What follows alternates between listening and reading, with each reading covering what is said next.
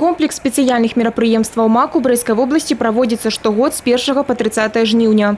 Ужо за першыя тыдні знішчана каля 4 тонн наркаўтрымваючых раслін, і гэтая барацьба працягваецца. За вырошчванне маку і канаплі прадугледжана адміністрацыйная адказнасць да 20 базавых велічын. За спробы збыту крымінальная. За 2018 год сотрудниками милиции было выявлено 323 факта незаконного посева наркосодержащего вещества. На сегодняшний момент с начала программы МАК уже выявлено сотрудниками милиции 30 таких фактов.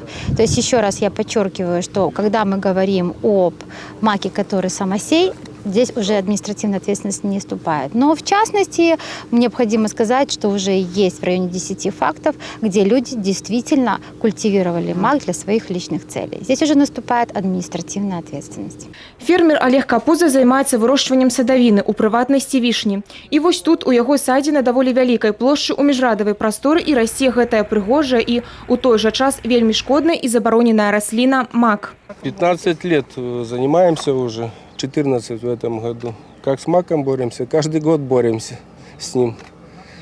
Это сорняк, который каждый год растет, появляется, и с ним бесполезно бороться. Бороться можно, только надо человеческие руки, чтобы его победить. Ну а этих рук, как сказать, их нету. Сапраўды, змагацца з самасейным макам вельмі складана, але праваахоўнікі патрабуюць, каб гэтая расліна была знішчана. Сотрудниками милиции на постоянной основе, не только в рамках этой специальной программы, проводится мониторинг на предмет своевременного выявления таких растений. Фермеру, то есть владельцу данной территории, выносится представление, в котором указывается определенный период времени, в течение которого он должен уничтожить мак и об этом сообщить в органы внутренних дел. В случае, если фермер не выполняет предписание, наступает административная ответственность до 20 базовых величин.